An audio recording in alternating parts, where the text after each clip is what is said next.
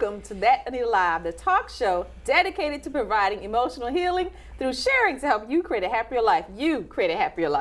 Today's topic is how to balance a busy life. Everyone knows life ebbs and flows. It can get very busy.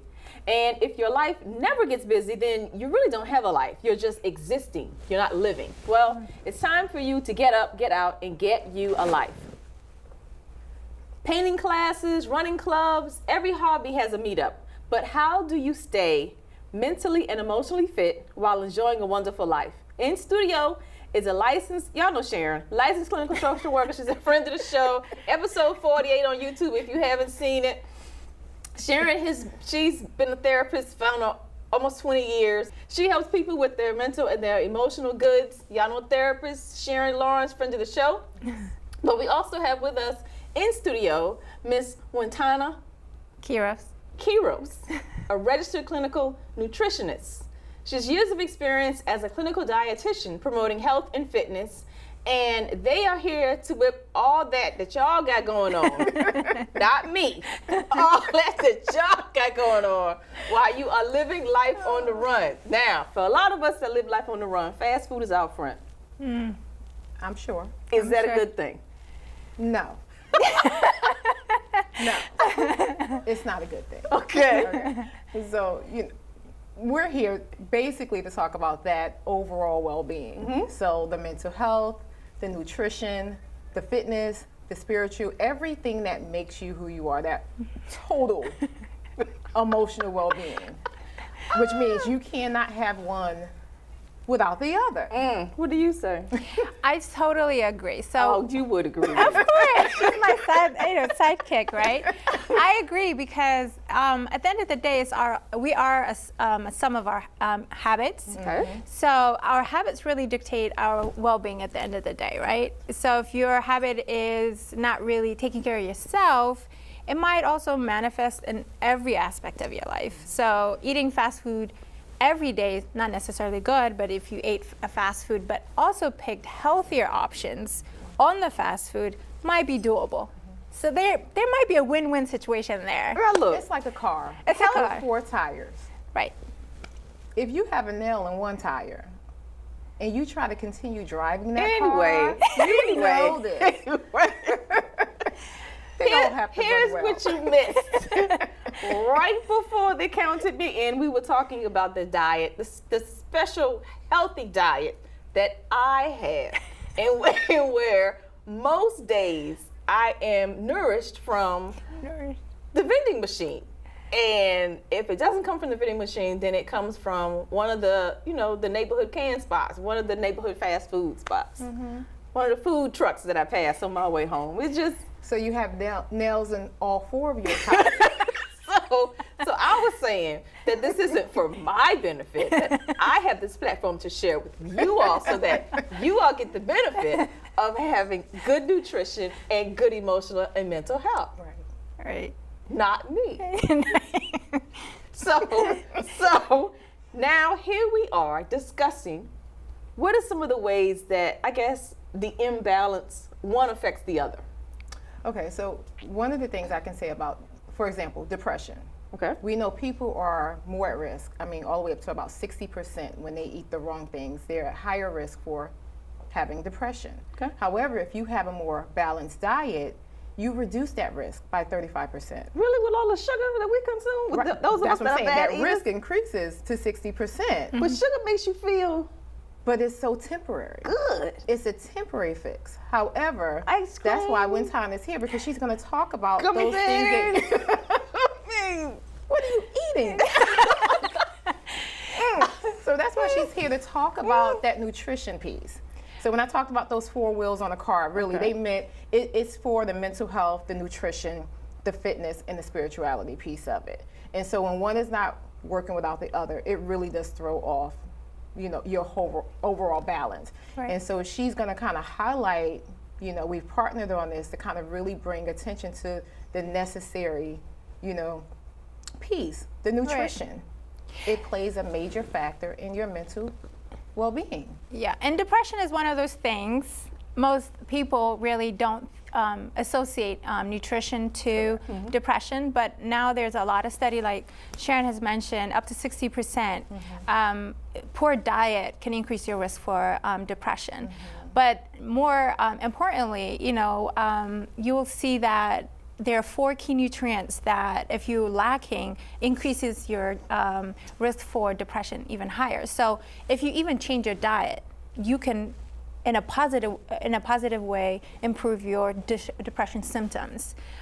Like Sharon is going to talk about the importance of the mental health aspect of it, but from the nutrition perspective, there are 4 key nutrients that really affect your depression. So one being omega-3, and omega-3 is known for heart health and things like that, but specifically in mental health. And when I say omega-3, we're talking about salmon, we're talking about tunas, sardine, mackerels, and then if you're really not into fish, there are options like walnut, flaxseed, chia seeds that you can add into your breakfast. No fried shrimp? No, unfortunately, it didn't make the cut. But no Chick-fil-A. No Chick-fil-A. No steamed crabs. No steamed crabs. And but those are so the study has shown that people who consume high omega-3 sources of food are 30% less at risk for depression. So that's significant. So if all fails, include some type of fish in your diet or omega-3 supplements at the bare minimum into your diet. So that significantly improves your mental health, improve your mental health. But the other 3 are folic acid and vitamin B12. Folic acid, you really find it in green leafy vegetables. Also in omega-3, you also find in spinach and kale, actually. We can make you a nice smoothie and get it in the morning. But the message is, having a higher folic acid is very important. That's where also the fiber comes in. Fiber is, if you are to look all of your diets, if you include fiber, increase your fiber intake, it's important. It kind of helps everything out. But in all the fruits and vegetables that we are specifically talking about for mental health, we're talking about the folic acid and B12. And B12 is one of those vitamins that you only usually find higher amount, quantity amount in animal products like eggs, salmon, chicken, and things like that. So protein is important in your diet as well. So for those people who are vegan, it's important they take B12 supplement. So the study has shown that if you have if you're low in B12, you are at higher risk for depression, specifically if you're older. So your risk is higher for depression if your B12 is low. So, and the last vitamin, and a lot of us, a minority, are very low in is vitamin D. And because you go into work when it's dark. You come in when it's dark. So you kind of lose the benefit of vitamin D. So the recommendation is about 15 to 20 minutes, at least twice a week, to get, is enough to get absorbed, basically. So you should be intentional, but for people who are lighter skin, that's, the recommendation is a little bit different. So, and vitamin D is also found in salmon again, and tuna again. So if all fails, you should incorporate salmon and tuna into your diet. Salmon and tuna are not in the vending machine. So can of tuna is, though. So we can negotiate, That's right? the healthy vending machine. I don't stop at that one. I go down to the little broke one in the corner. That I got the hit to make sure my chips drop. Right. That's the one I'm using. I'm not using the little refrigerated one that has the spinner on the inside and all the nice lighting. I got you. So at the bare minimum, you could do walnuts. Walnuts is a good source of omega-3. Okay. So you can have that in your drawer. It won't go bad. And just take 1/4 of a cup, just a little pinch out per day as a prescription of medication, just to get in some omega-3 into your diet. That's all we're just saying. So what do you think? What is the age onset for depression? Oh gosh. Are you ever out of the woods? No. To say, hey, I'm 50, hey, I'm 60. No. That's a really low chance of me ever. I wish I can give you a set age for depression. Okay. No. I mean, you can have a young child, you can have a teenager, you can have someone who is 80, who maybe have never experienced depression in their entire life, and as they get older, it starts to set in. So there is no magic number. I read an article the other day similar that to- said, even in this age where we are highly connected, with social media, the rate of loneliness is going up. Yeah. I mean, you're talking about it's interesting. I actually had this discussion with someone today where they talked about, being alone, but not feeling lonely, and then vice versa. Feeling lonely and not being alone. Where you may be in a room with 100 people, but still have this feeling that you were in the world by yourself. And so I'm finding that to be more and more common and present, and not just in teens, young adults. I mean, it's happening with everyone. And I don't know if it's the lack of socialization that takes place. Connection. I mean, you have a lot of social media, you have a lot of technology. Even if you go out to dinner, you look around, everyone is on their cell phone. No one is actually actively Interacting with each other. engaging with one another. And so it's like it is possible to be in the midst of 10 people and be feel lonely. like you are by yourself. And that will increase depression all by itself. Now, is depression, does it have to be clinically diagnosed? Because I know a lot of the times when people just are describing a slump or a state of sadness. Because depression, does it bounce within one day? Or is it a state of being that someone goes through over a prolonged period? Let me answer your first question. No, it does not have to be diagnosed. It's best if it is diagnosed because you may need, further treatment, whether it's medication, whether it's therapy. But you do have some people that may say, okay, this is a situational thing. I'm kind of down because this happened. And they may move on from it, after that period has passed. But when you find that it becomes more and more common, and it's showing up more in your days.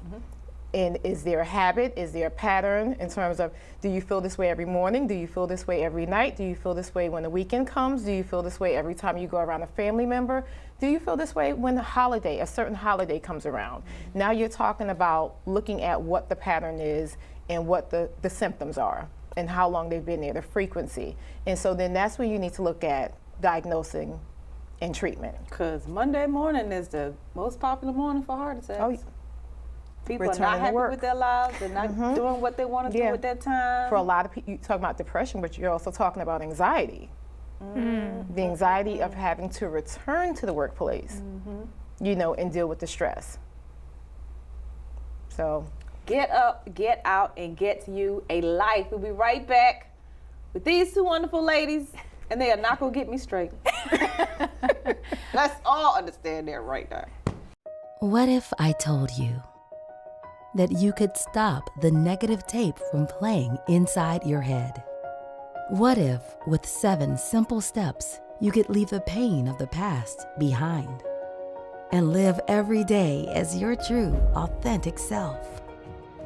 It is possible, and you can do it.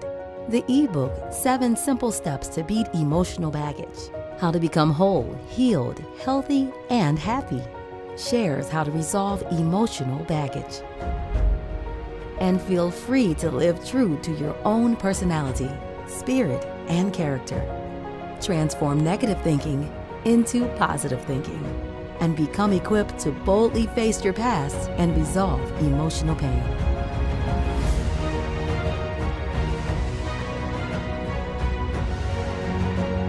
Get your free copy at thatanitalive.com/ebook. And we're back with Wintana and Miss Sharon, the therapist and the nutritionist. And now we're going to get into strategies. So if I have to put, strategies for healthy living while you're living your best life down. If I have to put the fast food down, what are other tasteful options? Okay, so here are the little steps I call, right? The first thing is starting your morning with good breakfast, right? I know you don't have time, so you could always do a hard-boiled egg and mix in some walnuts and things like that. So it's easy on the go because you mentioned you have on-the-go lifestyle. And then A hard-boiled egg and walnuts? yeah. You mentioned on the go. You mentioned on the go. If you don't want to have on the go, How does that taste? it tastes really good, actually. Have you had it? I've had a hard-boiled egg with Ritz crackers. So that's wait, actually you good. never had hard-boiled eggs? Yes, Okay. but just maybe Just some the egg. salt. Oh Okay, no. Okay. have a So little well, salt, condiments. pepper, Yeah. a couple of crackers. But not Yeah. with crackers or walnuts. So you could do it this way, right? So we can individualize it to your preference, right? So I'm just going to give you the food group, and then however you combine it is up to your preference. How about we do that? Good. So that will be helpful for everybody, right? That is listening. So all I'm saying is having some type of good protein to get you started, and having some type of omega-3. Right?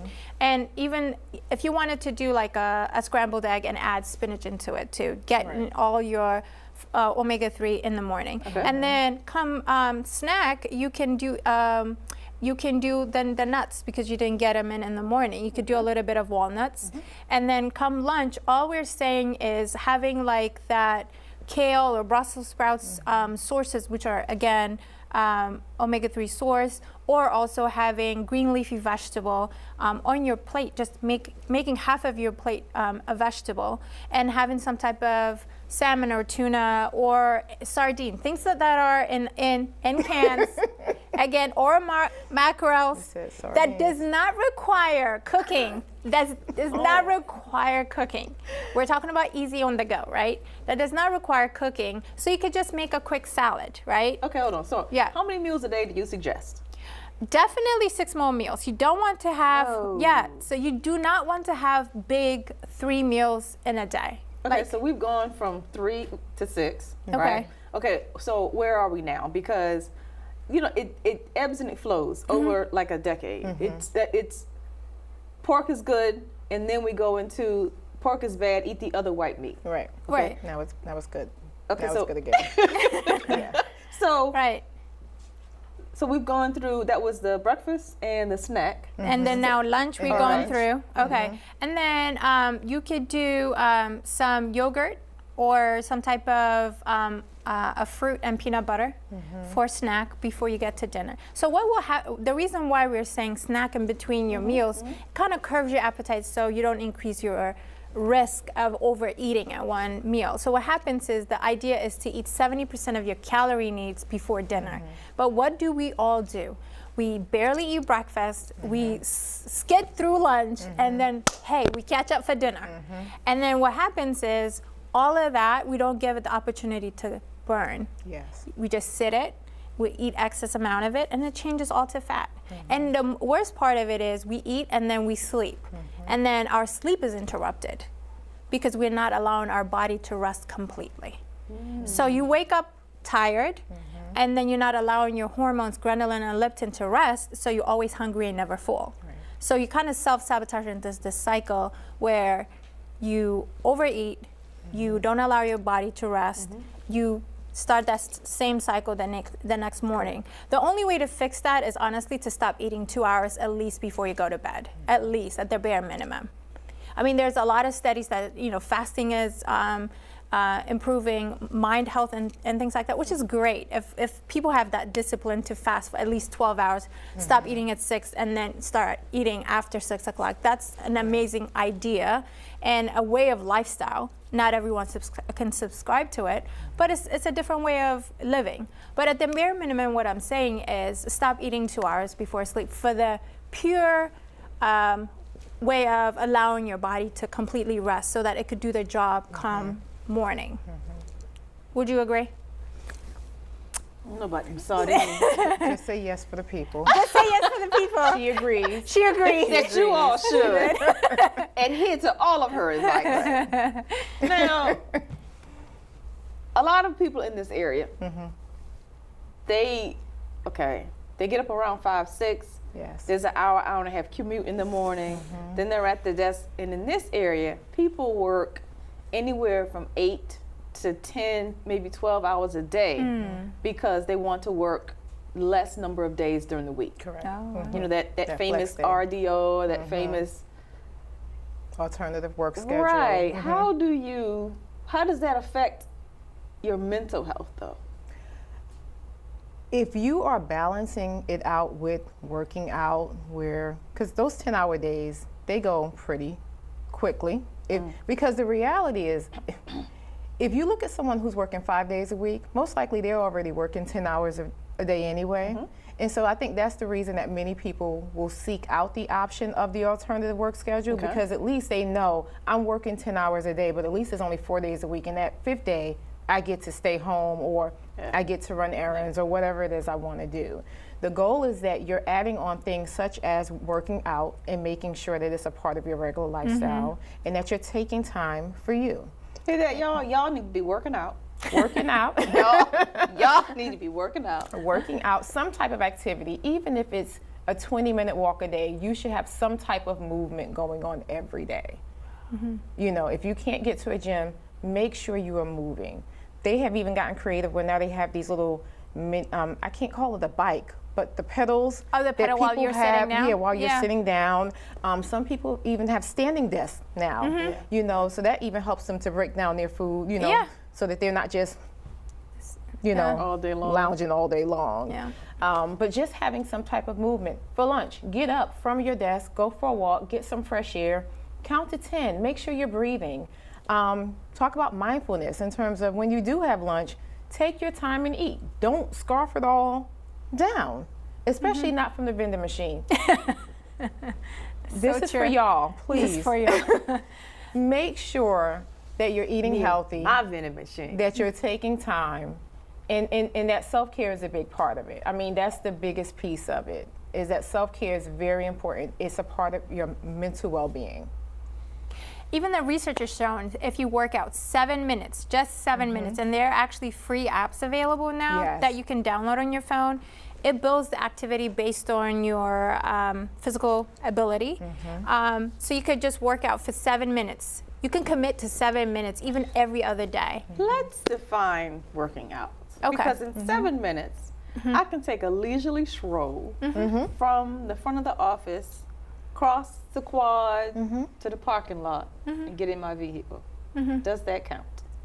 If it takes you 7 minutes and you can feel some burning in your legs, sure can. Ooh, burning. Now, I said a comfortable stroll. I didn't say So I'm going to ask you to probably pick up the pace a little bit more. And I may even ask you to park a little bit further away. Yep. Make If that you know that 15 that's minute your walk. only activity, Let me tell you something. I would say park a little bit further. Enjoy this episode, because these two not coming back. Let me tell you right now, these two not coming back. Don't believe that. Don't believe that. We are helping you, but the 7 minute workout is really like a high intensity workout. You just do a jumping jack, sit-ups and things. I've actually done that. Yeah, it's really, really effective, and it just gets all the blood into all of your body, so you kind of get refreshed and feel good to start your day. Now, what about, because entrepreneurship right now is really hot. It is. And the life of working 19, 20 hours, overnight sessions, all that kind of stuff is the social media life. Okay, I don't do But that. now, That's not me. how does that affect you though in real life? You're actually not practicing, what you're telling other people. You cannot be a person who is a helper of other people, you know, giving them guidance. Actually, I just talked about this earlier, where I tell people to follow your own advice. You can't be a person who carries information and knowledge that helps people to improve their lives, but you're not doing it yourself. You have to set boundaries and limits to even what you do. And so it's a matter of committing to yourself, or making a recommitment to yourself if you were once on this path, and saying, I'm going to do something different. So you can do it in strides, trends, or seasons. Yes. But that can't become a way of life. Correct. Oh, no. If you say 1 day a week, if you say 1 day a week, okay, I realized I did not blog or I didn't post, let me get in here and spend these next 2 hours. That's fine if it's the exception. It cannot be the norm. It cannot be the rule of how you function. The problem is also people assume that your body is like a machine. You're human. Superheroes, exactly. That's even better. But the problem is when you don't take time into the resting mode, the taking care of yourself mode, you're going to get burnt out. So yes, in your 20s, yes, in your 30s, you can run and do that, but physically, even your metabolism changes too. Yes. So take that into consideration. Balance is the new thing. Yes. Not overwork. The overwork is the old way of thinking. But if you want to sustain the business that you're trying to create and live long enough to see it through, the fruit of your labor, you have to have a long-term view for your health. You cannot put all these sacrifices that you're time-wise, energy-wise, mental health-wise, all now without really taking consideration how it's affecting your physical health currently. Because you're not a machine. You are a human being with all these needs that require sleep. Sleep is one of those studies that are showing now, like it affects your weight as well. It affects your mental health.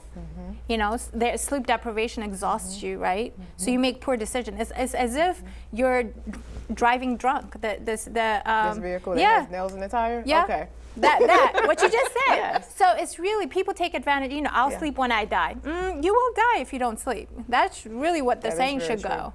So we really want to take the mindset. It's again, the overall, being healthy has to be a mindset shift. It's not just going to the gym and working out. It has to be about taking care of your mental health. It has to be about connecting with people. You mentioned loneliness. It's not about me connecting with you like sitting here right now without our phones and disconnecting and really engaging and hearing you, and we're laughing and we're connecting. That's important. That's human factor. You are humankind. So be human and also be kind. You know, be kind to each other and be kind in the ways you approach life, because if not, you know, if you treat yourself as a machine, like producing, you will burn out, and there are severe consequences for that. Severe consequences. Unfortunately, fast food is not going to help us sustain a healthy lifestyle. No, unfortunately. But today, hopefully you learned a lot of quick tips to stay healthy while you're on the run, building a life that is your own kind of beautiful. To reach out to Wintana, visit resetlifestyle.com. If emotional health is more of a concern for you, then reach out to Sharon at myselawellness.com. Invest some time in caring for your temple so you can be healthy for as long as you are alive. I'm Anita, your host. Be sure to check out thatanitalive.com for where and when to see our next episode.